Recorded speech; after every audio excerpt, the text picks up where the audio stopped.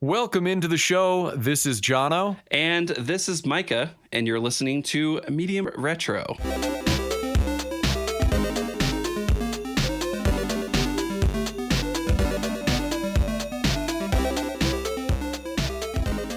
Micah Thomas, we are recording. Yes, Jono, we are back, and in an old school format, as it were. Old school indeed. What a harrowing frickin' day to even get this recording started. Oh, man. It's been one thing after another today.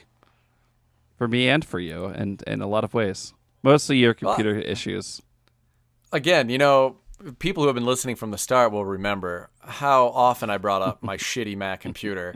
And now that we have to record this episode remote, it's just like I gotta deal with this all over again. And it's all my fault. My computer's newer than yours. Yeah. It's all my fault. Well, if I had a Mac, they'd talk better.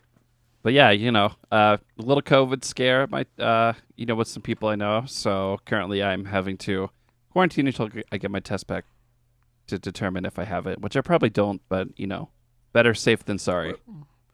Yeah, we're just being safe because, I'll be around a group of people tomorrow and you're going to be around. It's better just to do it remote if we have to. But it really did throw a curveball in our plans because we were going to be couch co-op gaming too for another episode. So everything kind of getting pushed behind now. I know, but that just means we'll have to do like a day of gaming, Oh, hell yeah. Yeah. Those are the best days. Dude, I'm looking forward Cool. to it.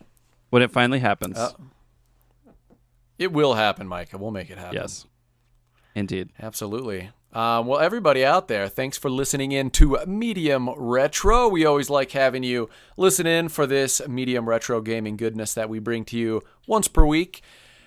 As a friendly reminder, we do have a Patreon out there. You can just go to MediumRetro.com or go to Patreon.com and search for us there. Of course, leaving us reviews is also very helpful on your favorite podcast app. And I did want to mention one other thing at the top of the show here. We're having a slight change to our format. We're going to be moving our opening segment more to the middle of the show to where happy hour is at, just so we can dive into the meat and potatoes a little bit quicker for you guys these days. Meat and potatoes.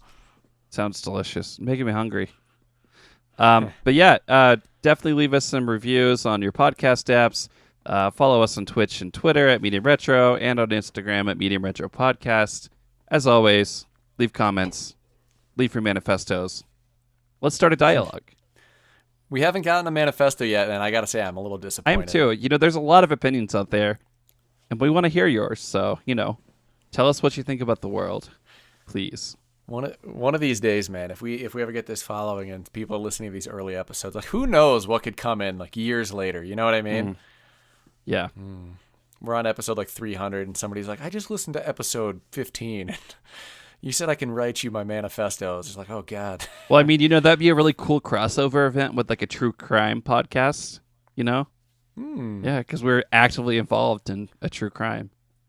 Yeah, it'd be cool, assuming we don't actually end up as like the victim on this true crime podcast. Somebody could be talking about us that we read a manifesto and then we're murdered in cold blood, Micah. Well, I really think that what would probably happen is we'd read a manifesto, someone else would have already been murdered, and then it just ups our listening base, I don't know. I don't want anyone to get murdered, though. Not worth it. There's gonna be a lot of layers. That's all I know. Yeah, I know. A lot of layers. Secret. So we typically start out with an adult beverage, Micah, and just like the last episode, I'm still doing a little bit of a detox, so there'll be a few shows in here that I'm not drinking a tasty, hoppy, delicious beverage of sorts. But I believe you have one for us, Micah. Yeah, so today, more power to you and cheers, but I'm going to crack open a good old dry-hopped Berliner Weiss called Flashcard by Woods Boss. It's a little brewery right around, the neighborhood. So, picked up a couple of beers. I'm going to pop one. So, do you have a cheers, sir? Yeah. Do you have something to pop at the same time? Yeah, I do. I know. Listen. Oh man, that beer sounds so tasty. I'm very jealous. All right. This will not be a forever thing, but I've been going down a seltzer rabbit hole, and I'm going to be drinking today a Topo Chico Twist of Lime. Oh. It's in a glass bottle, people. It's fancy. Dude, I love Topo Chico. Yeah, so let's crack these bad boys. Hell yeah. Ooh, all right. Well, cheers, Jono. Have you? Yes, cheers, sir. I'm already counting the days till this little dry spell of alcohol it ends. Won't be too much longer. Well, hell yeah. It's always good to take a step back and then come back and appreciate something more. Just to come back and get blackout wasted. Hell yeah, dude. I'm kidding. I'm not gonna get blackout wasted. I'm gonna sip a casual dirty martini or something, like an old man. Smoke a cigar, maybe a pipe. I don't know. Well, glass of scotch or martini, whatever old man thing you decide to do. Hell yeah. I was talking to somebody recently about how my favorite drinks are all old men drinks. A dirty martini with blue cheese stuffed olives is my number 2 favorite drink, followed only by the old fashioned. That's my favorite all around drink. I feel like the old fashioned is a delicious cocktail. There's a reason why it's popular, and that's just because it's damn good. Oh yeah, man. It's so good. I want one right now, I'll be honest. We'll get one at the end of this. We'll get one at the end of this. I will. But cool, man. Let's get into the meat and potatoes, as we like to call it on this show. Today we are talking about Super Mario Land. This is one of the launch titles for the Game Boy. Yeah, it's a weird one. A good one, but a weird one. Particularly if you've played a lot of Mario games, this game, it's different. It really is. It's a good one because it's such a, I don't know, a piece of time. You know what I mean? It's like this game is not really that good in hindsight, but at the time, I'm sure it was amazing being a handheld game. It still has a lot of the Mario joy to it, but there's a weird quirks to it as well that are very different than a typical Mario game. Yeah. I mean, just off the bat, everything's tiny and weird. It's definitely, you have like 4 shades of gray, and that's your color palette. So already, you're working with a lot more limitations. And on top of that, too, like the art style's different. They didn't have a lot of the same team working on it. It almost does not feel like a Mario game in a lot of ways. But that being said, I really enjoyed playing through it again. It's a weird one, but, it's kind of fun to play an old school one that's not as good as the new ones, to just have like a little like retrospective. For sure. Yeah, that's why I think for me it was fun as well, just to see what gaming was like on the Game Boy in 1989 when it released. Yeah. Yeah, for sure. This game really is only 30 to 60 minutes long, too, and it's pretty easy. So yeah, I was surprised. I'd played this, I think, right around the beginning of quarantine, and I don't remember it being so short, but also I probably was way too stoned playing it, as everyone was wont to be during quarantine, so... Yeah. Why don't you take us down some of the game facts for this little gem of a Game Boy game? Yeah, so like I said, it was on the Game Boy. It was one of the launch titles. The developer was Nintendo R&D 1, which was the first development team at Nintendo, I do believe. On top of that, published by Nintendo. The director was Satoru Okada. I'm making you say all the Japanese names today, Micah. I'll do my best. He was the director of Metroid and Kid Icarus. He also worked closely with Gunpei Yokoi. Mm-hmm. So, and Gunpei, as you know, am I saying his name right? Yeah, I mean, Gunpei, I don't really know either. That's a tough one. Well, anyway, Gunpei Yokoi, he was the original creator of the Game & Watch. He was also one of the original designers of the Game Boy. His initial thought was that it was going to be more focused on simplistic games. And then, of course, I think Shigeru Miyamoto sort of like talked him into doing something a little more complex, putting in some more like involved and intricate gameplay. Mm-hmm. So, which I'm glad he did because, Mario Land, Pokemon, all the great Game Boy games are because they decided to do something a little bit more expansive here. But yeah, other than Gunpei, who I think also you have some other cool stuff written down here. Supervisor on the original arcade Donkey Kong. He worked a lot with Miyamoto early in his career. He invented the D-pad, which is a really interesting fact I did not know until recently. It's pretty wild. By the way, D-pad stands for directional pad. For those out there who didn't know that, little piece of history. I always thought it stood for dad pad. The dad pad. Yeah, it's because your dad always played the old school games. When I think of a dad pad, I think of like a recently divorced dad who tries to have like a really cool apartment somewhere. You know what I mean? When the kids come to visit. What do I know though? I'm thinking like the soft inner lining of a dad diaper. Oh Jesus! That's okay. what I think of when I hear dad pad. All right, yeah, we can go with that one. That's final answer. But yeah, just to follow that up with some bummer news, tragically killed in a car accident on October 4th, 1997, at the age of 56. Yeah, that really bummed me out when I saw that. That is a bummer, but he did a fuck ton for the gaming community as a whole. Really just drove Nintendo into some interesting places. He had that tragic split with Nintendo over the Virtual Boy, which was sad, but at the same time, he was the kind of dude who was always reaching for new things, inventive, finding interesting and new technology. Yeah, we have a lot to thank him for. Yeah, that's a good tidbit on the Virtual Boy. I forgot that he was the one kind of headed that up. That's right. Yeah, he headed it up, and then they rushed it, and then it didn't turn out how he wanted, but they had to release it. And then he was so distraught that he quit his job. Yeah, that is a shame. He took all the personal responsibility and did the honorable thing. It was like, this is my fault, and I quit, which is sad. That is sad because, I mean, really, he did help pioneer video games as we know it today. So that is a tragic, many tragedies in this guy's background, I guess. That is. I think he actually went on to release outside of Nintendo his own console, his own handheld, if I remember correctly. So I'm going to have to do a little bit more research on that. We'll probably come back to that fact later on. But sure. Yeah, moving on past producers, the designer was Hirofumi Matsuoka. I think you said it beautifully. I feel good about that one. All right. Programmers were Takahiro Harada and Masoi Yamamoto. Artist Hirofumi Matsuka and Masahiko Mashimu, which I think both those people I recognize their names. Pretty sure they probably worked on some other shit that we've talked about in the past. Yeah.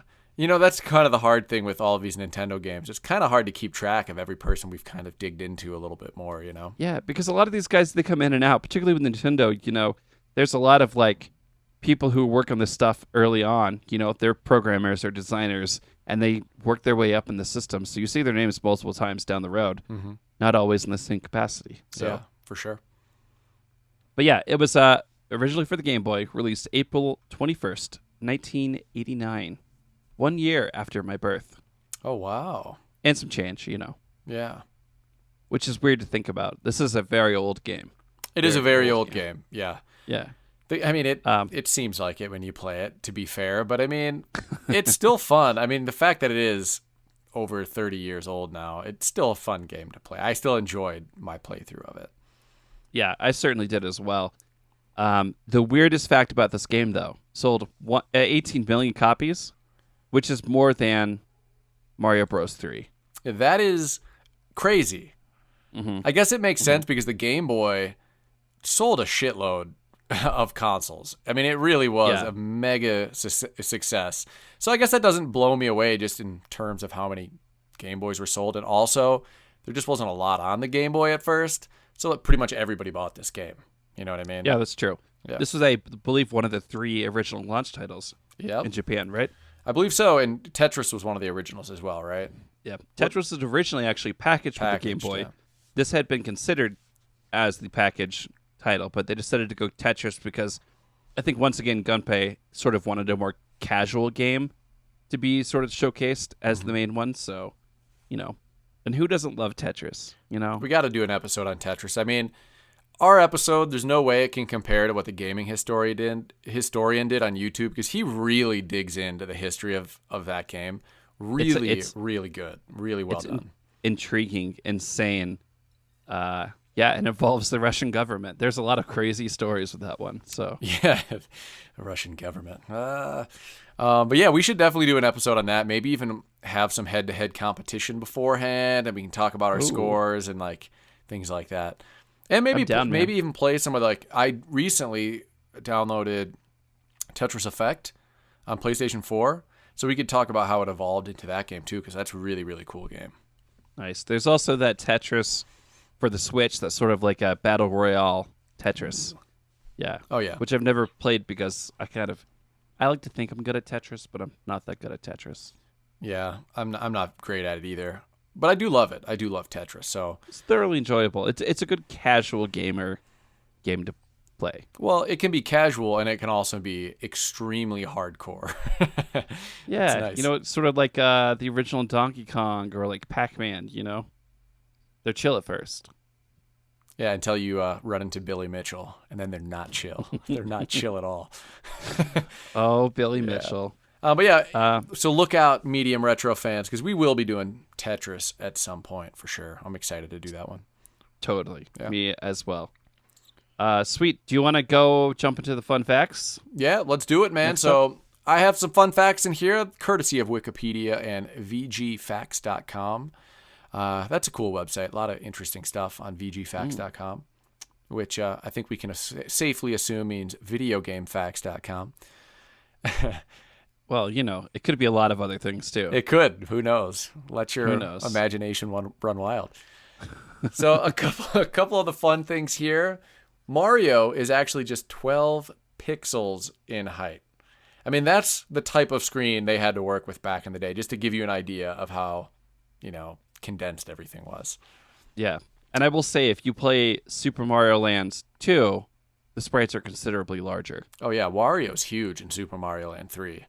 Yeah, he is. From what I remember, I haven't played the game in 20-some years, but I do remember it being huge. It is fairly large. I think Super Mario Land 2 is sort of in between those two, for sure.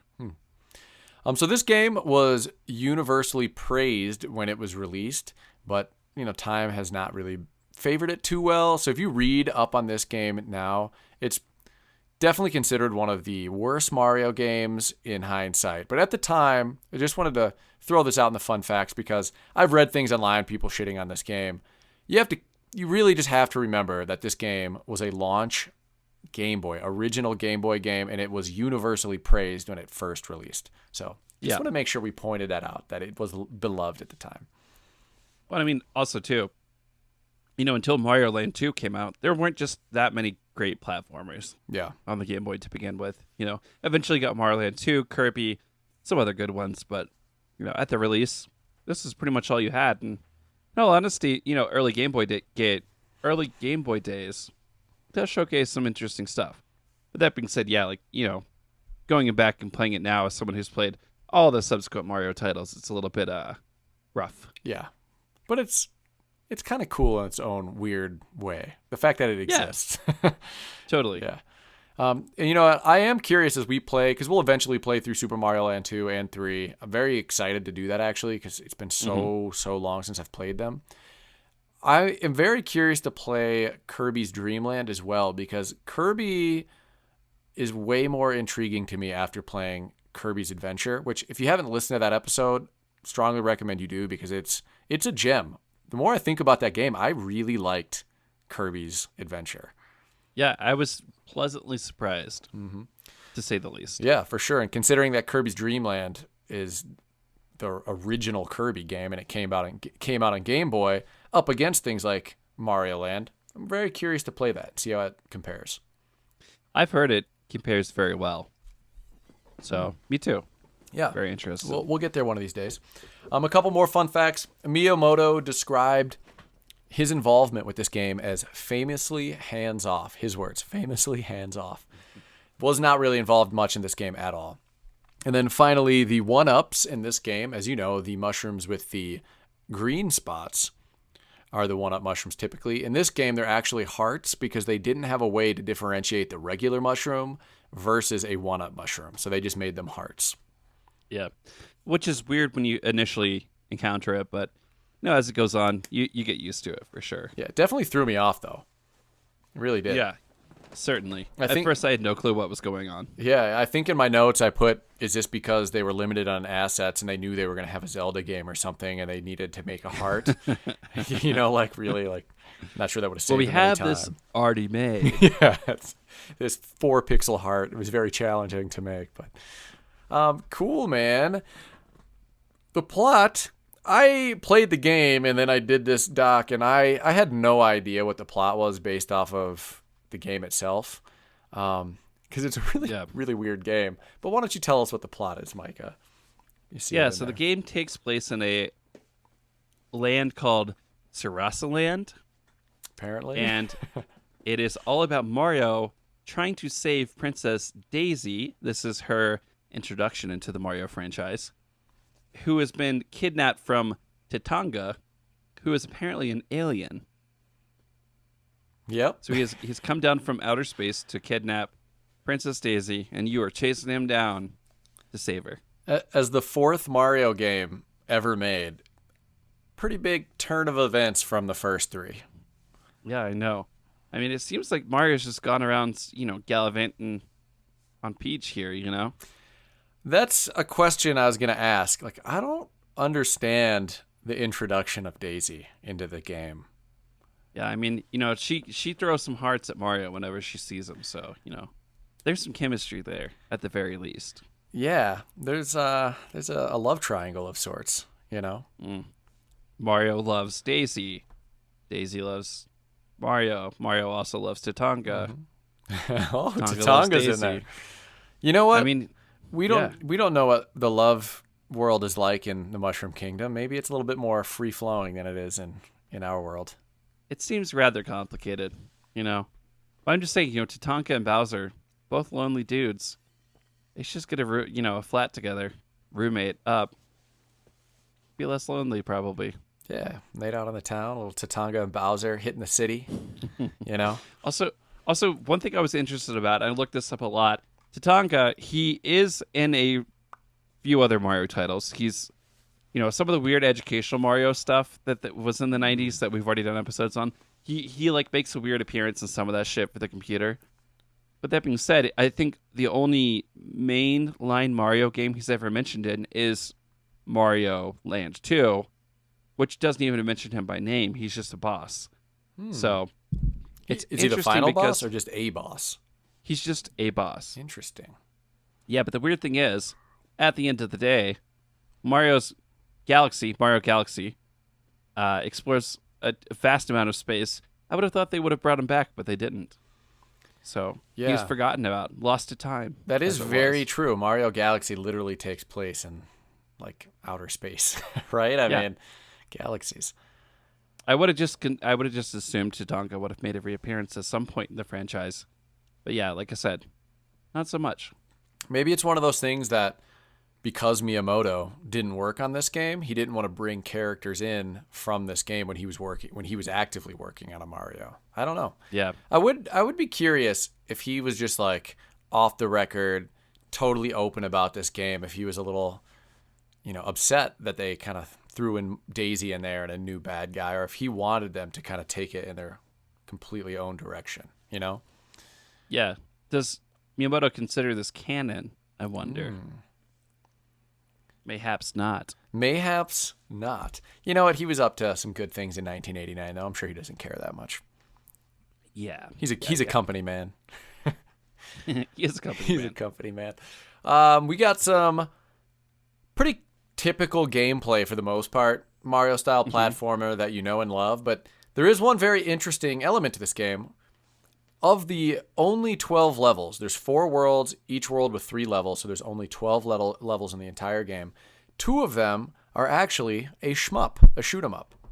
Yeah, which I actually thoroughly enjoyed in my first playthrough. I was not expecting it whatsoever.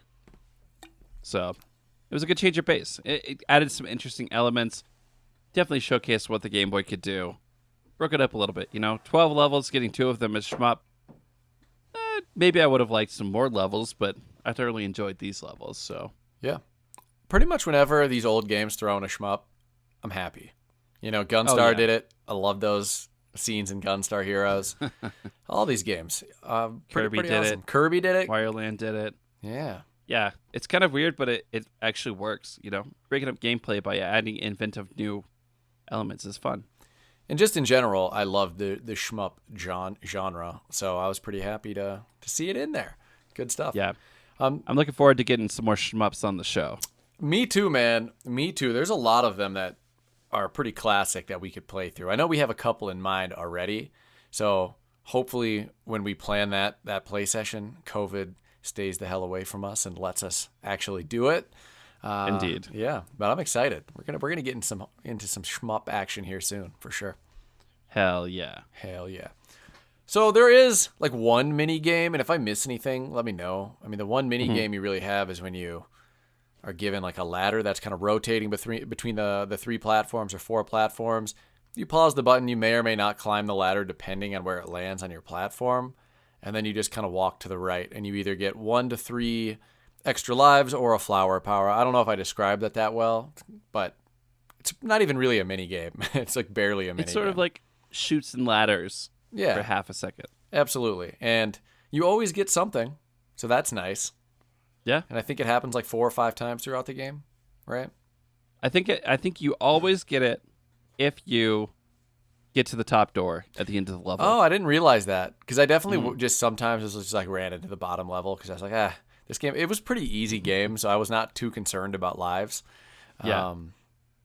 Yeah, that makes There is that a way makes to more trigger sense. it. There is a way to trigger it as well. I think if you get 100 coins, then it triggers going into this at the end of the stage, if I remember correctly, but I could be wrong. Oh, nice, cool. And then yeah, there's only the flower power and the superstar are really the only Yeah. 2 items other than just the standard mushroom that makes you bigger if you were And- small.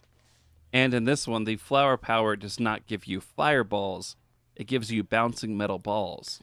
I didn't realize that they're metal. Yeah, that's I think what they're supposed to be is metal. Interesting. That's what I always saw them as. I mean, they do bounce around. Like if you shoot them into a room that has like a really small room with 4 walls, you'll see it just bounce around for about 10 seconds before it finally disappears. And what's cool about these two is they can collect coins. So if you see coins you can't reach, you shoot a ball at it. Whoa! I actually didn't realize that, Micah. Look at this knowledge. You're just throwing I it know. down. This was my second playthrough, so I tried some things this time. I never played through this. This was actually my first ever playthrough. I played interesting. both Super Mario Land 2 and 3 as a kid, but I had never played the original one. Unless I just don't remember it. I mean, we were tiny children when this came out. Yeah, but in all honesty, I think 2 and 3 are generally speaking better received and have aged a little bit better too. I'm very excited to play them because I haven't played them since. I mean, how old was I? I think I was under 10 for sure. I was probably 6 to 8 years old. Yeah, well, 2 came out in 93 or 92, and then I think 3 came out in like 93, 94. Yep. So That's old school, man. old school. Absolutely. So we talked about the characters, Mario, Daisy, Tatanga. Those are the 3 main characters. And then we got 4 bosses. Tatanga, of course, being the final boss, and he's in his ship, and you battle him in a shmup style, which we'll get to. But then we have an Egyptian lion, a seahorse, and a Stonehenge man, which will make a little bit more sense as we talk about the 4 different worlds that you actually get to explore. So would you count that final cloud guy as a boss, or is he just sort of Tatanga Part 1? I kind of just considered him as like a mini boss. Maybe I should have considered him as a full-fledged boss. Probably should have, actually, because you are in a shmup level in that stage, and then you fight a cloud guy. He's actually, so on the list that I'm looking at, he's only listed as an enemy, not as a boss, weirdly enough. That's crazy, because he was definitely more than just a standard enemy. But the bosses I have listed here, their names are King Totomesu, which is he is the totem levels, or the Egyptian desert levels lion boss. Dragon Zamasu is the little seahorse guy. Hiahoy is the head, and then Bruckington is the chicken cloud, Wow. as I like to call him. Yeah. What the hell are those names? They're Japanese, man. The cool thing about this game is that whenever they released the manual in America, they didn't change the names into English names. They're all the original Japanese names. Some of them are translated, but they're all the original names. I kind of like that. Yeah. That's pretty cool. Interesting fact. Yeah. Interesting fact That's there. a fun fact right there, Micah. Yeah. Yeah, what'd you think about the music in the game?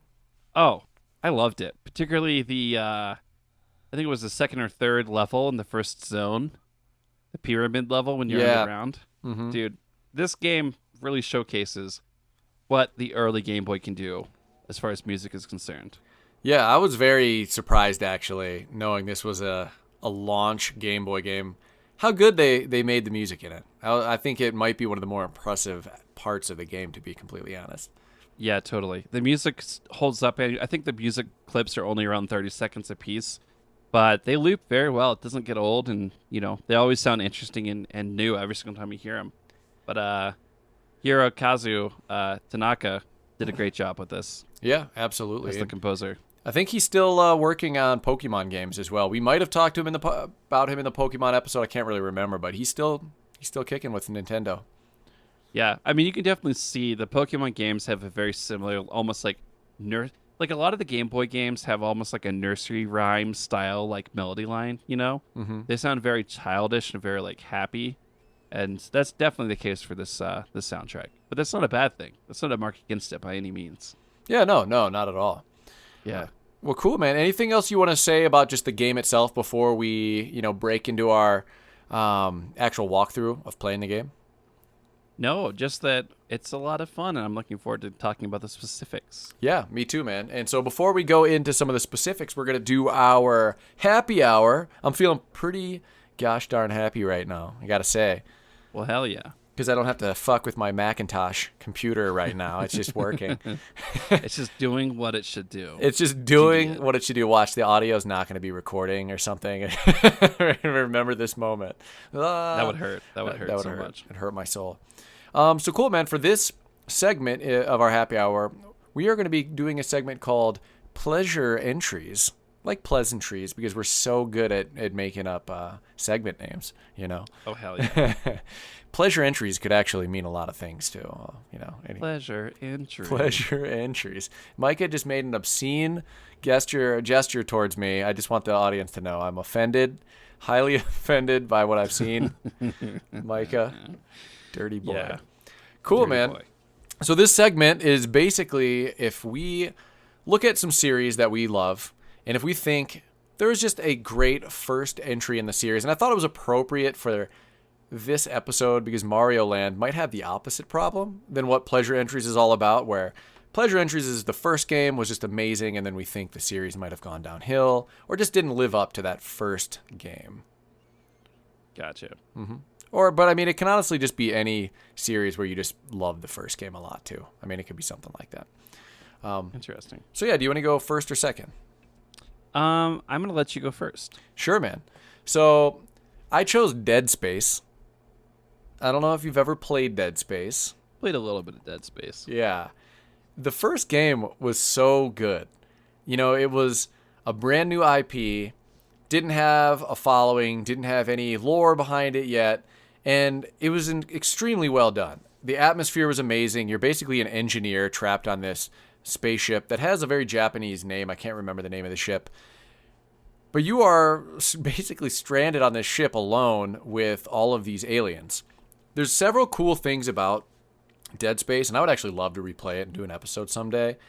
One was the interface was basically all put onto the character's armor. So your health was on the actual character's body armor, your ammo and everything. So you didn't have to have, like a map in the corner and a life bar, things like that. It was a much more immersive way to display your health information and all of your vitals and stuff, which really hadn't been done yet. Very, very cool to see that. Also, like your character, you're an engineer, and so you're making these guns because you're an engineer. And so the way they kind of talk about that and that you handle yourself, it's very cool. So great game. Love the atmosphere. It was more of a slow-paced horror game. When they moved on to the second and third ones, they did the whole must have multiplayer, must make this actiony, crazy cutscenes, all these things that were not why people loved the first game. They tried to commercialize it too much for a bigger audience, but really, by doing that, they kind of turned off their core fans and they sold less. So I just wanted to give a shout out to Dead Space as being a great first entry in a series that unfortunately is no longer out there, and I think went downhill after that first entry. Yeah, that is one to happen with modern gaming, particularly games that it's a new inventive idea like that. It's a zombie space thriller. Mm-hmm. It's hard to just do it again the second time as good as you did it the first time, regardless. But yeah, they maybe sold out a little bit too much. I've yet to play the entirety of that game because it's so fucking terrifying. I honestly don't know how I did it, man, because we've talked about on the show how I have trouble playing scary games. I think I mentioned one time trying to play Resident Evil 7, the first person one, the newest one, with somebody else in the room, and I just couldn't play it. It gave me too much anxiety. For whatever reason, I beat Dead Space, though, and I loved it. Well, shoot, man, that's a solid one. That's one that's been on my list for a minute now. I've gotta go back and play. Great game. For sure. Yeah. Cool. Well, for mine, I think I've talked about this game a little bit recently. Maybe in the podcast, maybe just you. Phantasy Star Online. Oh, yeah. The original, episode 1 and 2, was still the same game, I guess. A lot of times they're packaged together, and the subsequent releases. Everything since then has kind of been bullshit. They had like a card game that was the sequel, where instead of doing your normal fighting, you're using cards, and it's turn-based and grid-based. Didn't really stick with me. I didn't care for it. And then Phantasy Star Online 2, the proper sequel, is just not fun. It's just really boring. So, the original game, I played hundreds of hours and would easily go back and play hundreds more if I just had an excuse and an infinite amount of time. But, yeah, the game, the series, don't know what happened, but it wasn't good, man. Are they still making them? Like Phantasy Star games? I don't know if they're still making them currently. I do know that the last one was Phantasy Star Online 2, if I'm correct. And I think that it came out like 10 years ago in Japan and only recently came out in the States. Mm-hmm. But maybe I understand why they didn't port it to the States now. I haven't played it recently. Yeah, well, that's a great answer. I'm sorry that things went downhill for you, Mike, because I've heard you talk about how much you love the original game, so that is a bummer. Yeah. That original game was very important to me. Actually, at the age of 14, 13, maybe I was even younger, I got braces, and I was miserably in pain, and my parents bought me Phantasy Star Online for the GameCube. I think I was 14 or 15 at the time. And yeah, just sitting there in pain, numbing my brain by playing Phantasy Star. Good memories, Yeah, man, that is a good memory. Yeah. But it's funny because I recently met a guy who has a Phantasy Star Online tattoo from the original game. You have these little, symbols for your different classes. Plus, you sort of have an additional affiliation that you have these symbols for. But he had one of those symbols tattooed on his, upper torso somewhere. So, pretty cool. Was it like the symbol that you would have partnered with, or was he your enemy immediately because of his tattoo? Oh, the factions all worked in connection with each other. Okay. You were sort of like you were a part of a larger. Essentially, the storyline goes: you're a bunch of refugees. You're going to a new planet, and then all this crazy shit starts happening on the new planet. But you're sort of in the spaceship above the planet, sort of trying to figure out what went wrong on this planet, where all the original settlers went, all this kind of stuff. So, solving some mysteries. That's cool. Yeah, I don't know anything about Phantasy Star Online. It was such a fun game. I know. The online aspect of it was really cool. And it was just fun having an excuse to play an intense item collecting RPG for hours and hours and hours. Yeah. But it was GameCube the original console that it was released on? It was actually originally released on the Dreamcast. Oh, that's right. We talked about this on one of the shows before because I always wanted to get into it, but I just never played it. Yeah, and that's the thing, man. I was actually really stoked to try Phantasy Star Online 2 because I had been hearing about it for years, but they just messed with the formula too much, man. You make too many changes and the magic's gone. Sons of bitches, man. I don't know what to say. Oh, it's okay. Sega's not what it used to be, I guess. No, I mean I'm sure they didn't want to make a bad game, so it is what it is. It's hard to make video games. Sometimes things don't work out. Well, it has tons of players, so I think it worked out for them financially speaking. Oh, well, in that case, we can shit on it as much as we want. I just don't personally like it. Fair. Cool, man. Anything else you'd like to chat about today before we get back into the Super Mario Land walkthrough? No, not really. Just, COVID sucks. Everyone do your part. Wear your masks. It's real. That's it is. We're living it right now. I miss your scent, Micah. You should be here as we play through Super Mario Land. I know. Because when you show up, I usually just take a big old whiff of Micah. Micah.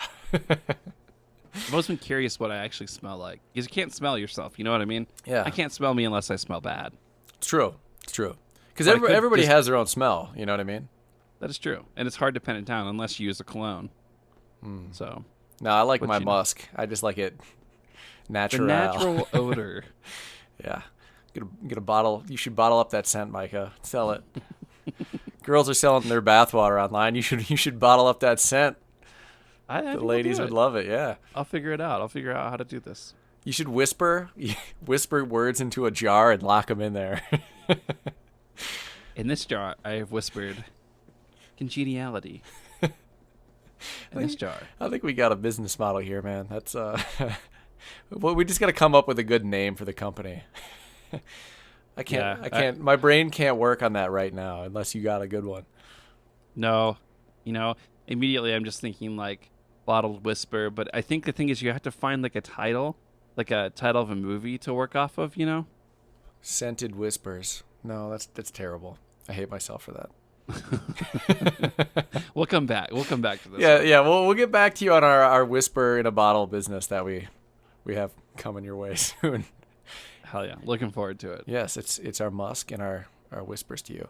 Cool, man. Let's get the hell away from that topic. And let's talk about some Super Mario Land.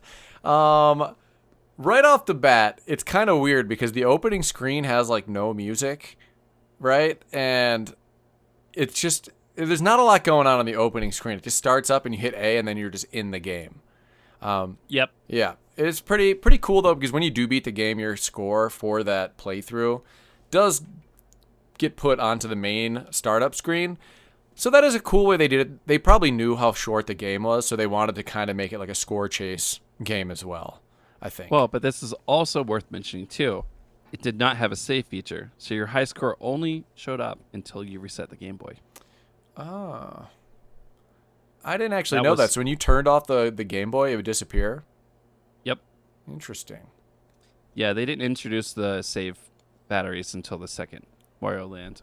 Interesting. Yeah, well, because I beat the game, and then it just took me back to the start screen. And Mike, I see you playing your Nintendo 3DS XL, which, ooh, hey, there it is. We're gonna get sued. there we go. We're gonna get sued for that half-second audio clip. No, that was just me falling down the stairs. That wasn't music. Yeah, that was not music.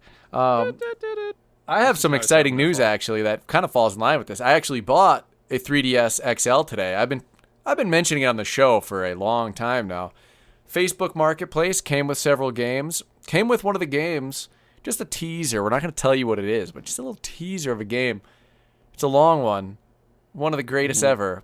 We're going to be playing that. It is on the 3DS XL, and it came with that as well. So I'm very excited. I'm pumped, man. Yeah, I'm looking forward to A, playing through this game again, but also B, I have an expansive library of DS titles, so now you have access to an expansive library of DS titles. Yeah, you should borrow my Korg DS10 at some point. It's a little Hell synthesizer, yeah.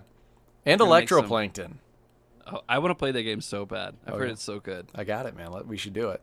Also, since I'm just, being giddy over here about my purchases today, this was a good day to blow money for me because I also... Good day in nerdom. A good day of nerdom. And I had started this conversation on Facebook Marketplace 9 months ago with this lady who was selling, actually 9.5 months ago, really long time ago, about buying her sealed copy of the Persona 5 art book. It's like 200-300 pages, really thick book, really big book. Very expensive online, and her price was cheaper than anything else I found, and it hasn't even been opened yet. Finally was like, listen, lady, we've been talking for 9 months. We've gone through COVID, through a global pandemic. I'm coming to buy this damn book. And she was like, let's do it. And I basically said, let's end this epic Facebook Marketplace adventure. That's what I said to her. And so, yeah, I went and bought it. And I paid a lot of money for an art book, man, but it's an art book, and it's going to last me forever, and I'm super happy. Hell yeah, man. Also, I just want to make this fact clear. Babies are conceived and born within the time frame that it took for you guys to make this transaction happen. Yes. There is a baby crawling around right now, crying right now, that was not even made yet in any fashion. The sex hadn't happened yet when I first contacted this lady about the Persona 5 book. Damn. Wasn't even a twinkle in his father's eye. Yeah, who knows? Who knows whether that baby was planned or not planned, but he's out there, and he's happy, I'm sure. He's happy for me for buying that book. Yeah, totally. And, his birthday is probably around the same time as, the date purchase, so or a month and a half or 2 months. I don't know how long Yeah, so beforehand. So I didn't mean to be so excited about my nerdy purchases today, but that was very exciting on 2 levels. 2 things I've been talking about for a long time. I finally did it. well, hell yeah, it's good to get those shits out of the way. Them you know? shits are out the way, and Now I can just enjoy it. oh yeah, I'll be playing games on my DS on the regular now. Cool, man. Yep. So how do you want to start off the walkthrough of Super Mario Land? Honestly, let's just like launch right in the same way that they just launch right in. Let's do it, man. Yeah. It's Hell yeah. It's a bit goofy right off the bat. You know, it's not quite a regular Mario right off the bat because some of the art is a little, I don't want to say janky. I mean, they were using what they had available to them and they were learning the tools, but everything looks like Mario, but like a B-movie version of Mario. You know what I mean? The thing about Mario, in every Mario game before this, the blocks are sort of Mario-sized, right? Yeah. They are 1 to 2 Mario height in height, you know? Or Mario is 1 to 2 blocks in height, depending on if he has Mushroom or not.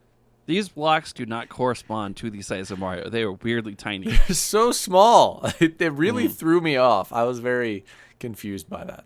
But it makes sense, you know? It does, particularly for an early Game Boy game. They were still kind of figuring out what they could do.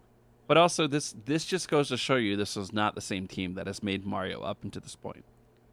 So, but, you know, other than that, too, you immediately figure out this game controls a little bit weird, too. I would say that it feels somewhere in between Mario 1 and Mario 3. But, essentially, the way that Mario moves, he sort of has, I don't even know what you would call it, like momentum. Yeah. And there's no momentum. There's start-stop in the movement in this game, you know? It's almost like Mario is made of metal.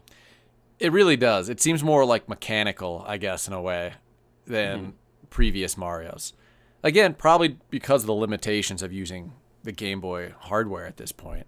Now, I don't want it to be all negative because it is still fun. I mean, it's still the Mario platforming that you love. Like we mentioned, there are the shmups. But it's going to be hard for us not to kind of dig into the weird things that are different than regular Marios. Like even the first Koopa Troop I jumped on, only Mario I think that I've ever played, they just turn into bombs and blow up. And I died right off the bat. I was like, what the hell was that? Yeah, this game is different. It's definitely different. These Koopa Troopers are called Nobocon. And they are turtle bombs that explode after being stomped. So they're not even supposed to be Koopa Troopas? The thing is, like, the Goombas are not even Goombas in this. They're called Chibibo. Well, see, I just kind of made the assumption that these were all just like the B-movie versions of what they were supposed to be, but they couldn't make them because of limitations. That is essentially true, only they are acknowledged as not being the same thing. Because the Goombas look super B-movie, too.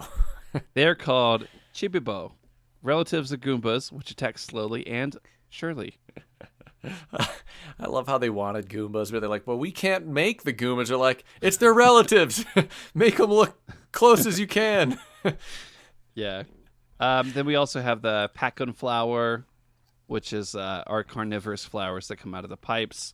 The notorious fly, who drops, the spears, yeah. Mm-hmm. And yeah, everything's just a little bit weird and off, but endearingly so. It is endearing in a weird way, and even the levels themselves are very non-Mario-esque, at least up to that point. You know, there's Egyptian levels in the music. It's great. The music is great, but it just never felt like a Mario game from that time period, which is kind of the most lovable thing about it, I think. I mean, there's UFOs and... Yeah. That is definitely one of the aspects about this game that I actually did appreciate, is how weird and offbeat it is. But yeah, it's worth mentioning that it's weird and very offbeat. Mm-hmm. Very, very much so. And we kind of already mentioned like the flower power and the star, and the one-ups and everything. So don't need to dive into that. So World 1, there's like hieroglyphics, or this is World 3. I guess we can just go through all the worlds because there's so few of them if we want to. Yeah. Sure. Totally. So yeah, 1-1, the very first level. It's pretty simplistic. you're sort of immediately aware of all the differences. You know what we were already saying, like, the different, block sizes and the way that Mario controls. But one of the things that comes up really quickly is the metal ball launcher instead of the fire flower, which is pretty much your only power up other than the star. So you're going to really quickly find that it's, everything's a little bit offbeat and differently presented. But also, it's a desert theme at the start, which I kind of like too. There are desert themes in Mario, but this is just a little bit weird and different. The backgrounds are very simplistic. The art styles are very simplistic. And yeah, like we were saying, your first turtle you jump on, he blows up upon defeat, which is strange. And there's weird new enemies throughout this level. Pretty quickly, too, you get an invincibility star, and the music is the can-can instead of the traditional Mario invincibility music, which is kind of funny. But also, it is pretty once funny. again, it sort of lends itself to the how the Game Boy is much more like childish. All the music is much more like nursery rhyme stuff that sounds familiar, which I like, and I think that's just this guy's sort of signature sound. Yeah. But yeah, this level's pretty short. Once you get the invincibility flower and you run through some enemies, you finish off dancing to the can-can, come to the end of the level, you get a weird little sort of like 2-door platform jump option, which is a hallmark of the rest of this game. Yeah. For the most part, though, it's pretty easy to get to the top one. Like I said, sometimes like you jump on platforms that'll fall down, and I was just like, I got enough lives, I would just run into the bottom one. But none of them were that hard. Way easier to get to the top platform in this game than the original Mario, for example, to get to the top of the flag. Would agree. Yeah. Would agree for sure. So yeah, 1.1 done. We move on to 1.2. Yeah, I did want to point out one thing though too, is the palm trees in this level, because there's lots of pyramids and everything, like you said, the desert theme, but there's palm trees and they just look like stick. They're literally a single pixel thick, and then the leaves and the branches are just 1 pixel wide. It's like stick figure trees. It's really funny. Yeah, it is actually pretty hilarious, pretty weird looking.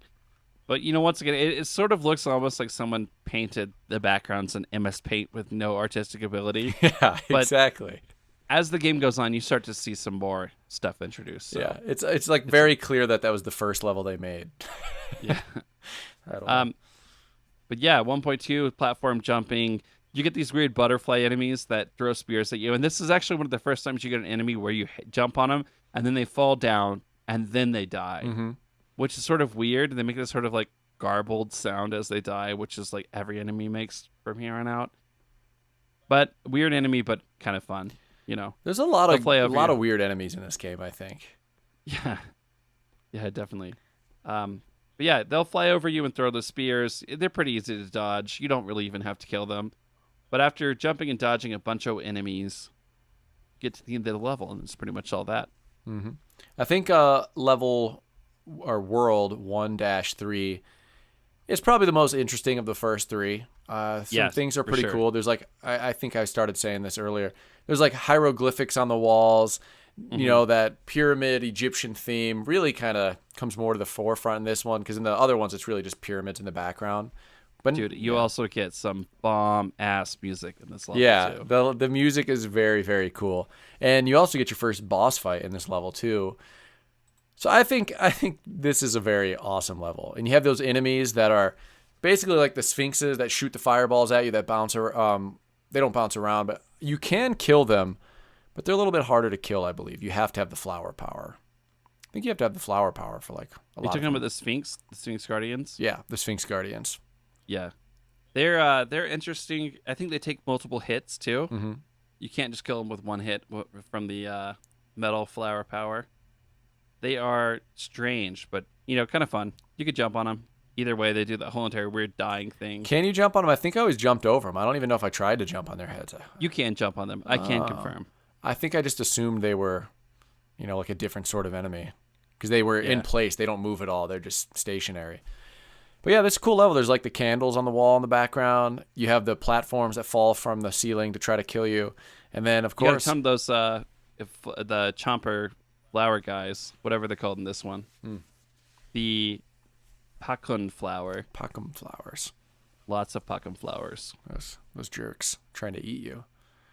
Now, yeah, it's a pretty simplistic level overall. The boss is pretty fun.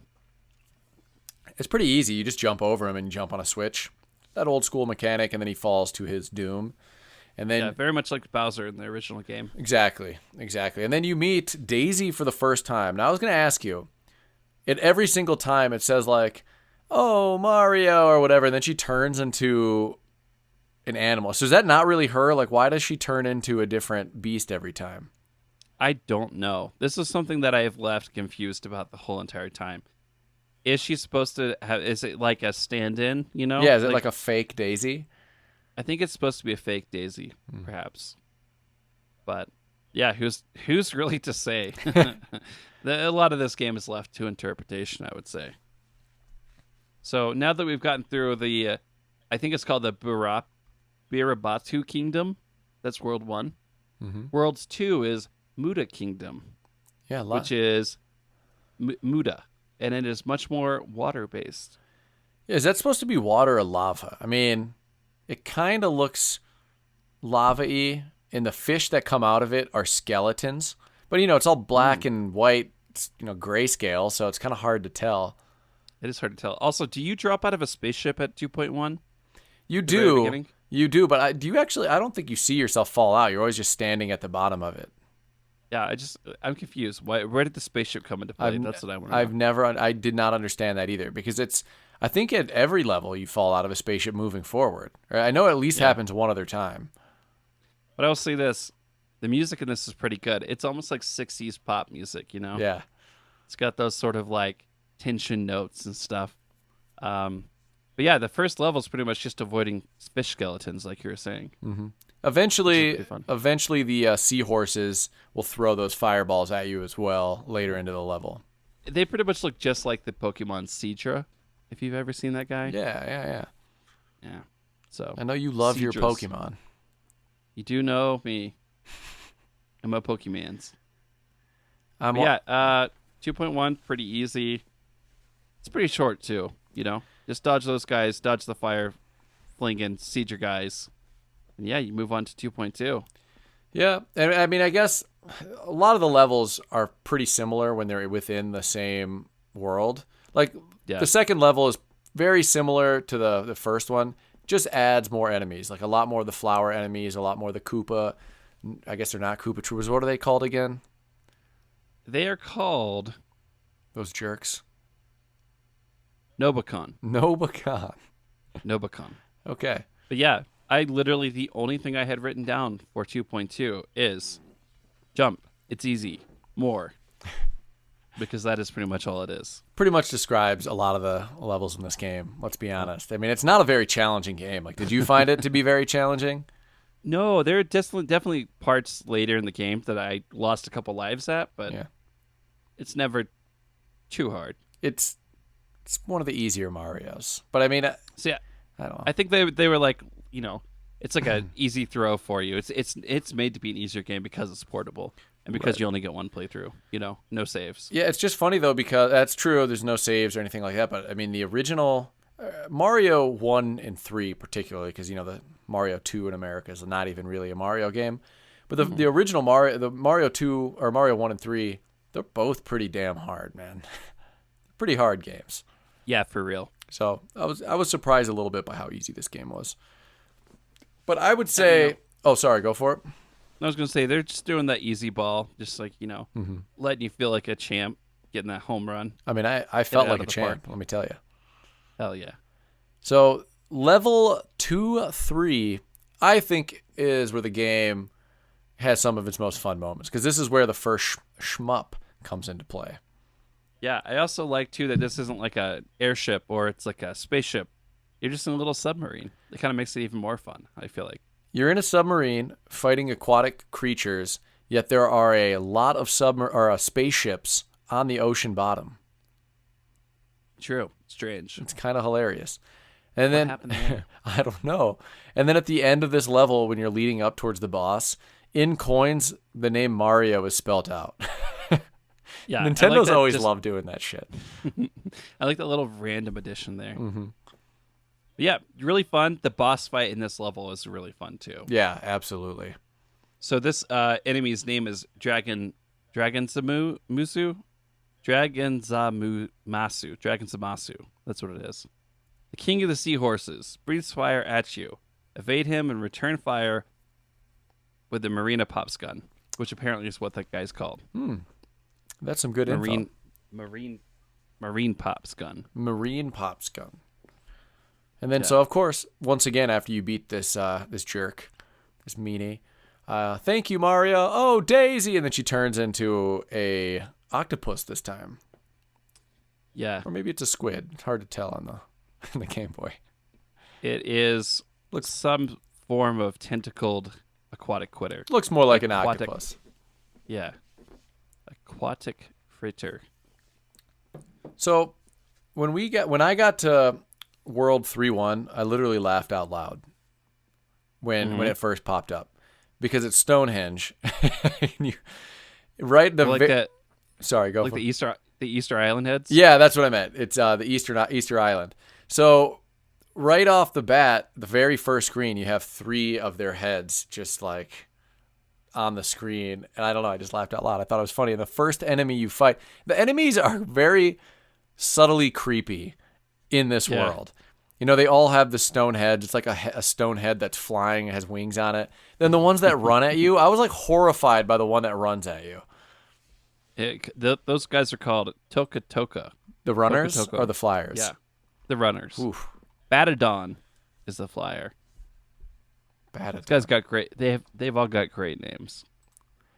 They're all names they're not very localized, I guess, which makes them like more appealing. I like it. Yeah. Now the best name, one of the best names anyway, other than the fact that the bird enemies we face later are literally just called chicken. The bullets are called Gina. They're called Gina? Just Gina. Yeah, just Gina. Yeah, well, Ginas can be mean sometimes. And I don't know why I said Stonehenge. I have Easter Island written down here. Big dumb idiot. That's me. I know. So Gina. Freaking Gina, man. Yes, sir. Ginas are the deadly projectiles being shot at you from the cannons. Yeah, anyway, Easter Island themed, kind of funny. Flying heads, running heads, cannons, splitting turtles, and then the boulder bits at the end are always really fun. Yeah, they're kind of like rolling platforms that you have to jump onto, and it's not really hard. Yeah, but it is pretty cool. I will say though, I figured out the hard way that they can kill you if they hit you. Oh, I don't know. So if you have 2 of them coming at you at the same time, you got to dodge them. Particularly if you're on one and the other one's falling on top of you. That's a rarity, but it does happen. Yeah. Yeah, so level 1 was pretty interesting, though. There was a lot of the Stonehead, Easter Island guys throughout the level, so found a treasure trove of them here. A little bit more heavy on the platforming, smaller platforms that you have to go through in this level. Again, it's not too challenging, but the difficulty is ramped up a little bit on this level. Yeah. You said the bullets are the Ginas? Yeah. Oh, man. The Ginas are always a pain in the butt. Dude, they can be really tough in some of these levels. Now, I feel like 3.2 is when this gets cool again. Oh, yeah. We go back underground. We get that cool jam once again. Pyramid theme. There's a lot of spider enemies that both drop from the ceiling and also hop at you. Well, 2 separate enemies that do those things. There's a different spider that hops at you. He's all hairy. Yeah. There's a lot of them. This level's pretty cool, too, because there's a lot going on compared to especially when you compare it to some of the earlier stages. Just the animation, you could tell they were getting more comfortable with the architecture of the Game Boy and how to actually design things for it. Because it's actually looks pretty good for being a launch Game Boy game. They got waterfalls in the background, the spiky cave feel, different platforms have different animations on them. So, yeah, I thought it was a pretty cool level for sure. Yeah, I think the art is definitely getting noticeably better. And I actually had that written down too. That for a launch title for the Game Boy, it still really looks good. Yeah. So, but yeah, this level is also by far the hardest up to this point. It is. It is. It's not terribly difficult, but compared to the other levels, it's actually starting to get challenging. Well, those kind of like the slithery spiders that jump around. They put those in there and they jump at you when there's a Gina flying at you. Or like a Koopa Troopa about to explode. So yeah, the placement of those definitely made it a little bit more challenging. Yeah, totally. And I'll say too, you know, just the amount of enemies on the screen. That actually surprised me too. Just how much they were able to manage to have a lot of sprites on the screen for a Game Boy game. You know, at times I feel like it must be pushing the limit for what that console could be doing. For sure. And I just want to reiterate the Koopa Troopas that explode. They're a pain in the ass throughout the whole game because if you jump on one at the wrong time and there's like a Gina flying at you, we need that is just hilarious that they're called Ginas. That's gonna make me laugh forever. I'm just gonna start using that into our conversation now, Mike. Don't be such a Gina. Don't be such a Gina, man. But yeah, those Koopa Troopas, they can be surprisingly difficult and a pain in the butt because they explode, and if you're on a small platform, you're gonna die. You are gonna die. You're gonna have a bad time. Yeah. 3.3, we're back outdoors again. This is much more platformy based. You also get some moving platforms, a lot of moving platforms. So that's a tough thing to deal with in this one. And yeah, you get those boulders once again, moving platforms and boulders into a boss fight. Oh hell yeah! And this level's kind of like Easter Island in the sky because there's palm tree looking like totems with the Easter Island heads on them. Very wild. So cool. Tell us about this boss. So this boss, let me see what his name is once again. His name is Hiyahoy. Hiyahoy. And he throws boulders at you. He's a giant Easter Island head. This blockhead rules the Eastern Kingdom with a stone hand and attacks with boulders. That's what it has written here. I think he's my favorite character design of any of the bosses. He's an Easter Island head wearing sunglasses. He has he has one animation really where he just like throws the boulder and steps forward and then steps back. And he just does that on repeat over and over and over, and his legs are like really thick. I don't know, they just look funny. His whole animation just makes me laugh. It's kind of funny. It works. It does. It works. Actually works. Yeah. It's good. So yeah, once you defeat him, you get to move on to arguably the weirdest and probably more challenging aspect of this game is the 4-point whatever levels. It's kind of like Chinese themed. Yeah, there's like bamboo tree. Is that what I took them as to be bamboo trees in the background? Yeah. Okay. But also you get those like Chinese mountains, you know? It just looks very specifically Chinese. Mm-hmm. And plus the music sort of has that feel to it too. Yeah, for sure. But yeah, weird bamboo designs in the background. Sometimes you get these weird like borders on the top. It almost looks like you're looking at like a printed pattern on a fabric. Well, the borders at the top still kind of would have fit in with the Egyptian levels, but it's not Egyptian at all anymore. But it's cool because I think this game starts to get more stylized at this point, you know? Mm-hmm. And plus you get these weird jumping zombie enemies. Let me just... Which is a... Oh, sorry, go for it. No, I was going to say, it's just one of the weirdest things to ever be in a Mario game. But what were we going to say? Oh, I was going to just say, let me read what I actually wrote down when these things came on the screen. I said, good Lord, what the fuck is that hopping elf thing?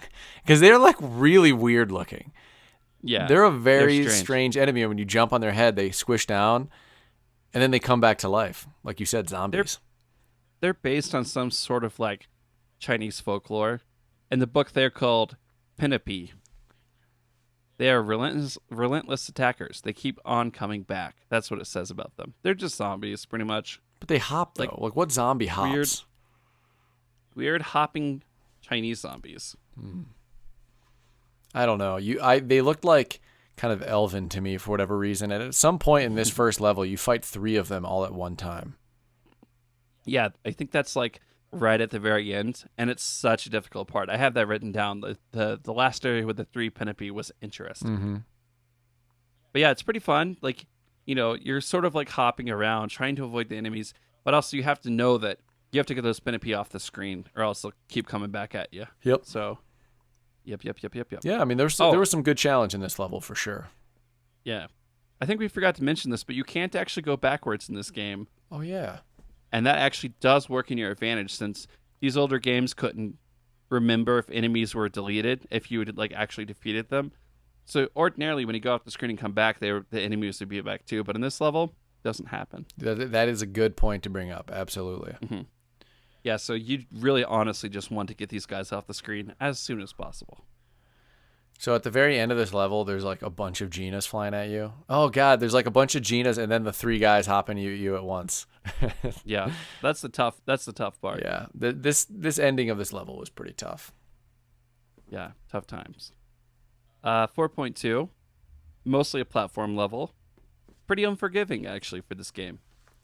Lots of plants, lots of cannons, lots of Ginas, lots of fire-breathing snakes, which is an addition to this level. Oh, yeah. Pretty fun. Yep. The walking flower things that shoot the projectile that hits the ceiling and then bounces back down. Oh, yeah. Those are the pon-pon flowers. The pon-pon flowers, yeah. They throughout the game, they're adding new enemies, which is pretty cool. Because, we're at 4-2. This is the second to last level, and there's a lot going on. This is a pretty challenging level. There's a lot of enemies in it. Mm-hmm. And, yeah, it took me a while to get through this one. I actually died more at this than probably the whole entire rest of the game. Mm-hmm. Yeah. On this level. Yeah, it's definitely one of the harder ones for sure. I would completely agree with that. There's just always a lot going on, and you have to work really hard to not get boxed in. So, things you got to avoid. Things you have to avoid. And there's also some lava on the ground you don't want to fall into. Or it could be water. I don't know. Again, it's all grayscale, so it's hard to see. But yeah, challenging level. And that leads us into the final level of the game, my good sir. Our second shmup level. Yeah, you're in the clouds. I love Mario's animation, by the way, in this level, because he clearly has one of those old leather helmets that pilots used to wear. Yeah. It's just a classic look. It is a very classic look.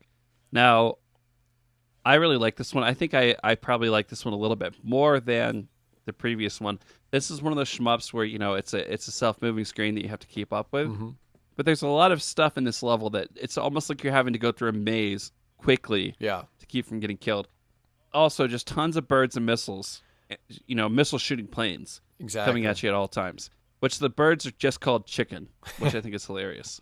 And in the little thing it says, chickens aren't supposed to fly, but these do, right at you. That is good. I like that too. And there's even like landmines in the air too. So it's got a lot more going on. I prefer this level too, just because it is more challenging, and it even has a mini boss in it, which, classic shmups always have mini bosses in some of their bigger levels, Mm-hmm. It's classic. This mini boss is actually really interesting in that the fact that he is a cloud that conceals chickens, and they come flying at you. It's almost like he's shooting chickens at you. Yeah, he's a chicken blaster. He's a chicken blaster. He is pretty hard to defeat. Did you die leading up to him at all through the maze? Because I did die one time where if there's a couple things we have to go from the very bottom to the very top and like through that little maze like you mentioned. There was one time where I got crushed, basically. Now, in this playthrough, the maze didn't get me, but the chickens got me several times. The chickens. One other thing I wanted to point out, too, leading up to the Cloud mini-boss with the chicken blaster, and there is no actual blaster. It literally is just a floating cloud with chickens like just flying out of him. There's pipes, and it's the only time you see these guys in the entire game. There's just fists punching down. Yeah, these are like Monty Python fists. Yes, that's exactly what I thought. Monty Python fists. Mm-hmm. They're weirdly anatomically correct for this game. It threw me off, and I still don't quite understand why they were there. I think it was just one of those things that was like random at this point. We're at the end of the game, and like, what weird shit can we throw in here? Let's do some fists coming out of a fucking pipe. Oh, man. It really did. It was like almost unsettling. Yeah, it made me laugh. For sure. It made me laugh. But after you beat the Cloud with the chicken blaster, you have to fight Tatanga himself. Mm-hmm. Now, Tatanga has kidnapped Princess Daisy because apparently he wants to marry her. And to fight you, Mario, he is in some kind of giant spaceship blaster machine. It's hard to tell, he's an alien. We're dealing with he's got some technology. We're dealing with some very simplistic sprites here. But, yeah, he's actually probably one of the more fun bosses. Well, he's definitely the funnest boss. He is the funnest. He's probably one of the more. Yeah. He's one of the more fun bosses in Mario games, I think, because I just found him to be like interesting. He shoots these sort of blasts that sort of like umbrella out, and then they go at you 3 at a time. Yeah. Yeah. I like Micah's version of what that would look like. But yeah, no, it was a really fun boss for sure. Yeah. I thoroughly had a great time playing him. And I didn't find him too hard. I actually didn't die a single time at the last boss. I did more at the chickens than I did at Tatonga. Yeah. I died a couple times on this level, must admit. Dang. Yeah, I saw a lot of parallels between this final boss and the Kirby final boss. Similar, in a lot of ways. Kirby's final boss, Kirby's Adventure, I don't know about Dreamland, the Game Boy one, was much more challenging. Yeah, it was. That guy was 100 times more challenging. 100 times more challenging. And 100 times more unforgiving, too. Yes. But the story was also very cool in that game. The story in this one, it's just like, you really don't know you're just rescuing Daisy the whole time. Mm-hmm. You're just like, why is Mario cheating on Peach? That's what you're wondering the entire game. Maybe Peach and Mario on a break during this time. Yeah, that's fair. Yeah. He was sleeping on the couch. He was tired of it. He's like, I need to find me a nice lady. I need to find another princess. I need to find another princess who's constantly getting kidnapped to rescue. He's like, I know I'm a plumber, but I settle for nothing less than princess. Well, I mean, apparently, as we figure out in Mario Land 2, he's got his own castle, so he's doing well for himself. He's a baller, dude. Mario's the man. He's a baller. But yeah, Tatonga, blow him up, take him down, rescue Princess Daisy. Get into your spaceship and fly away. Yeah. That is legit what happens. You and Princess Daisy just get into a randomly sitting there spaceship and just fly away. Your quest is over, it says. Only princesses, only futuristic modes of transportation for Mario. Mm-hmm. I mean, Mario's an impressive guy. We've already established that. That might just be his secondary spaceship, His other spaceship is a Ferrari. Well, he has a submarine, he has an airship, and at the end of the game, he has a spaceship. I don't know. He's got anything he wants. He's dating 2 princesses at the same time. Damn, dude. And he's got that girl from Donkey Kong too. Who knows? I think of her as an actress, not as princess. Yeah. But that was his stepping up to princess for level. sure. I mean, who knows? Yeah. While he was in the world of Donkey Kong Country, maybe he was chatting up with Candy Kong. I don't know. It's whatever Mario wants. Mario does what Mario wants. Yes, Mario gets. Yeah, so dude, we did it. That's the game. It's a very, very short game. I think it took me like 35 to 40 minutes start to finish. Yeah. I think it took me around 40 minutes this playthrough. Like I said, the other one, I can't tell you. I was probably eating too many edibles, so probably took me longer. Yeah. Cool, man. Are you prepared? I am indeed, sir. Are you prepared? I am thoroughly prepared. All right. So, do you want to go first? Nope. I want you to. Okay, cool. My first question for you, sir, on this session of PYA is original Mario or Mario Land 1? Ooh, because I've said on the show I'm not a huge fan of the original Mario. Mm-hmm. I'm weighing some options here. These days, you can really play all the Marios on this 3DS that I bought. But let's go back into time. I'm gonna put myself into young boy John O'Sheet's mindset. I would choose Super Mario Land purely to have a mobile Mario, because I was never a huge fan of the original Mario. I know that's blasphemy, because the original Mario is objectively a better game, but I'm going to go with Mario Land here. I actually have to agree with you there. Oh, hell I yeah. chose Mario Land as a current adult, and also my younger self would also have chosen it. Okay, so I built that up a lot, and then you agreed with me. So, all right, good stuff. I like that. Yeah. You're a beautiful man. My question kind of is similar. I said, is this the worst pure platforming Mario game? I would say that objectively speaking, maybe it's the worst, looking at all the different things. But I have a super soft spot for it. So, yes, but not in my eyes. I pretty much just said yes, I think it is. Even though I just chose it over Super Mario Brothers, the original.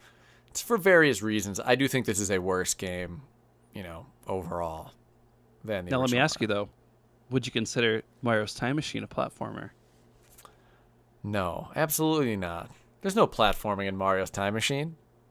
There isn't. There's maybe jumping on a Koopa Trooper or two. There's That's surfing and catching ocean mushrooms. Yeah. Okay, question number 2 for you. Yes. I do want to catch some of those ocean mushrooms, though. That'd be great. Let's do it.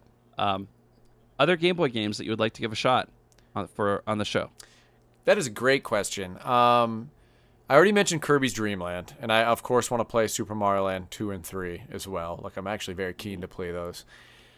There's a lot of old school original games. The Donkey Kong you've brought up several times is probably number 1 at this point, just because I've never played it, and you've said it's really good, so I really want to check that one out. And I kind of want to play Metroid. I've never played the original Metroid on the NES either, and I'd kind of like to dig into both of those, the Game Boy and the original NES ones. So those are probably the 3. Here. Yeah, Metroid, Kirby's Dream Land, and Donkey Kong. I have Tetris, Kirby's Dream Land, and Donkey Kong listed. So, similar. But, Metroid is something I didn't even think about, and that is one I want to give a shot. So, yeah, there we go. We should do a Metroid soon. ASAP. I mean, we're like nearing 30 episodes in. Samus Aran, she's getting a little peeved that we haven't talked about her much. She deserves an episode. She was my second pick in the Nintendo character draft, and we haven't talked about her games yet. I mean, come on. We got to fix that. We'll fix it. We'll rectify this situation very soon. Micah, my number 2 question to you, my number 2 question in Prepare Your Anus, is, have you played all 3 Mario Land games? And if so, which was your favorite? So I've played all 3. I've never beat 3, but I played through probably half of it. I think 2 was actually my favorite. All around. Okay. Yeah. I have also, now that I've played Mario Land, I've played all 3. I haven't played them in 20 years. My memory is actually telling me that Wario Land, which is the 3rd game in the series, was my favorite. I loved Super Mario Land, Wario Land 3 when I was a kid. Loved it. So that's my answer. Well, hell yeah. It's definitely a different title. More like about treasure hunting rather than, straight platforming. And also you're running into enemies as much as you're jumping on them. So interesting gameplay. You get like for sure. powers. Yeah, I just remember I really enjoyed it as a kid. So I'm curious to play that one again. Well, hell yeah. Weirdest enemy in Mario Land 1. Oh, I think I made that pretty clear. It was those zombie elf looking guys. Yeah, they freaked me out, man. I found them creepy. They unsettled me. Made me feel strange in weird places. I didn't like it. Jono was sexually into zombies, heard. I'm just kidding, people out there. I was not aroused, or was I? We'll have to leave that up. We'll have to leave that up to audience interpretation. Why do you think? Oh, what was yours? What was yours? The same one. Same one. Okay. Why do you think they introduced Daisy? I think because they wanted to do a different land, so they wanted to do a different princess. That's why I think it's just as simple as that. Okay. Different settings, so different supporting characters. And did you find it odd? That was my second part of that question. Yeah? Yeah, I did. Yeah, hell yeah. Yeah. I mean, I kind of said the same thing. I assumed because the themes in this game, Egyptian themed and UFOs and shmups, I think they just wanted to throw in a new curveball, like a new quirk to the game. But yeah, it felt kind of weird. Like, why couldn't he have just stolen Princess Peach? Why was there a second princess? Yeah, I don't know. It just seems very strange to me. Maybe they were just scared to touch too much on what was what had been done before. Since this was, Miyamoto was not directly involved. Possibly that's what. Famously hands off. Yeah. So my question for you actually runs straight from that into the next question. Oh. Is Luigi getting Mario's sloppy seconds? Is Luigi the one who's supposed to date Princess Daisy? Mm-hmm. Then he totally is. Absolutely. Yeah. Dude, there's no way Mario went through 4 worlds worth of caving and plundering and all of this stuff just to be like, here's my brother. You know what I mean? No way. Yeah. No way. I think they were a little bit more than just friends. Yeah, I think they had a little Sarasa Land, a rendezvous, and then when they came back to the Mushroom Kingdom, it kind of pushed that under the rug, And, hey, Princess Daisy, here's my brother Luigi. He's tall. You'll love him. You'll love him. You'll love him. Oh, that's Right. that's a good one. Good question. Hey, you got one more, yeah? I got two more. question? I got two more here yeah. for you. Gun to your head, Micah. All right? You have to make a decision. 2D Mario versus 3D Mario games. 2D Mario. And that includes 2D as opposed to the 2.5D Mario games that are being produced today. I love those games. I love 3D Mario games too, but 2D all the way. Yeah. All day, every day. I think I struggled with this a little bit more than you. I ultimately chose 2D because Super Mario Bros. 3 and Super Mario World are just so damn good. But I think Super Mario 64 is probably my number 2 behind Super Mario World. But, you know, those old games, all these old classic games are just so replayable. So much more pick up and play than the 3D versions, in my opinion. So, yeah, that was kind of what pushed it over the edge. All right. Your question, sir. Cool. Final question for you from me. Do you enjoy when games like Mario Land and Kirby include shmup elements? And is that something you want to see more of? Yeah, I really do. I think I mentioned that earlier, that I do enjoy when these type of games throw in a little curveball. Yeah, because I mentioned Gunstar, you've mentioned Kirby. I really do. I really do enjoy it when they kind of change up the genre like that. And platforming and shmups, they do kind of go hand in hand together in a way. It's very comfortable, marriage between those two genres, I think. Yeah. Well, definitely agree. I just wrote hell yeah. Hell yeah. All right. Yeah. All right. Final question. Okay, I took this into a different place, a little bit more. It might be a little heady to have to think about this, Micah. But I was very bummed when I read that Gunpei Yokoi died early, at 56 years of age, which apparently I read into the story. They had like a fender bender on a highway. He was getting out to check on the damage and talk to the other person, and another car actually hit him and killed him. Tragic. Yes, very tragic. And all right, so Micah, what I'm going to ask based off of that tragic death of Gunpei Yokoi, if you had 23 years and you had 3 things that first come to mind that you were going to want to accomplish before that fateful 56th year, what immediately comes to mind? I just wrote down the first 3 things that came to mind. There's so many things. The more I was thinking about it, I was going down these large rabbit holes. But just want to kind of, ask it doesn't have to be 3, just a few things that come to mind. I know this is a little bit morbid, but I find it fascinating too.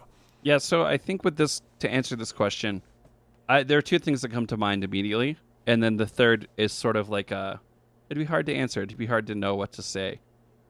But, the first one that comes to mind automatically is I've always wanted to do more traveling, and that's something I've definitely put off in recent years to get more done in life in general, Done a little bit more moving around, going back to school, things like that. So I've put off this world traveling that I want to do. So I would say, like, in 23 more years, I would at least want to have gone to all the different continents, Oh, nice. Not just Europe and America. But, secondarily, I would say that the next thing that comes to mind was I would want to leave some kind of, like, lasting legacy, whatever that meant, some kind of, like, work of art, something that I've, really put my heart and soul into, whether or not it's, like, consumed, just something that I put myself into and it's out there, something that lives past me. Yeah. But, because, in 23 years, that's doable. I would like to think it's doable. But, I don't know. The last one, I don't really know if there's anything necessarily that I'd have to have done. Maybe just, like, have a good time to myself, like a year I took off and just did whatever I wanted to. Cool. That'd probably be the last one. Those are all good. I mean, honestly, a couple of ours are pretty in line. Maybe that's why we are so in sync, Micah, on a lot of things in life, But it's just because we're Hufflepuffs. It's Hufflepuff stick together. That's exactly what it is. So I basically said having a family, and I know that's kind of shitty, knowing I only have 23 years. But you know what? That's something I want in my life. And, I would be like, listen, guys, I'm going to die in 23 years. So let's kick some butt in this time we have together. So I still think I'd want to pursue that. I feel like 23 years, if I could get moving on that, That's fair, right? I mean, shit, we used to only live till like we were 30 years old back in the day. Yeah, man. So that's 2/3 of your life. I also said something about like art, something that will exist afterward. I would lean towards probably something with music, and so I'd love to play some like original music and record some original music and have that live on. I think that'd be very cool. And then that one kind of was in line with you, and this one is as well. I'd really love to live abroad somewhere for a few years to learn a new language, learn a new culture, really, really immerse myself. Probably somewhere either in South America or in Japan. Yeah. Yeah. So let's get cracking on this shit, man. Shit, man. We got 23 more years. I guess you have 24 because I just turned 33. You still got the 24. I've got like 23 in a couple months. Yeah. You got more time to live, Micah. You son of a bitch. Cool. But yeah, I guess, that just means more time to... I'll be able to mourn you for a couple months before I pass. This is true. But you'll know I'm going, so we'll actually just have like a big party before it happens anyway. Hell yeah. Yeah. Cool, Micah. Well, this was, not our desired way to record. I personally love recording in person, more than over the internet, but it works. It's amazing that we even have this option. So, COVID days will happen like this. Well, I'm glad we still got to jump on the mics and chat about Super Mario Land. Yeah, totally, man. I'm looking forward to in 4 days when I get my test results back. They'll be negative. Then we can play some fucking couch co-op, man. Yeah, let's definitely get some of those games scheduled because we had a good one. I was ready to play this game today. I was actually very excited to play it. When we tried to, I'll just say it, Golden Axe. We're gonna do a Golden Axe, and we tried to play it, but I have a Mac, you have a PC. Nothing was syncing together. Yeah, tragedy, But that's the tragedy that we're slowly getting out of these days. Crossplay, cross co-op is becoming a much more commonplace thing. So, as technology progresses, the gamer revolution will continue on. 100%. More freedom. More freedom. Power to the gamer. Power to the people. Powerful words from a powerful man. I got all the muscle. Cool. Well, Micah, I had a good time. I hope you have a good rest of your weekend, and I hope the COVID test is not positive. I hope it's negative, and that then we can have a positive time together. Oh my God, I hate myself for saying that. Well, solid, Jono. As always, take it easy, man. Yep. Bye, bye. Hey, cool people. We just wanted to say a quick thank you for listening. If you like what we're doing with this podcast, spread the word. And if you'd like to support future episodes, we've launched a Patreon.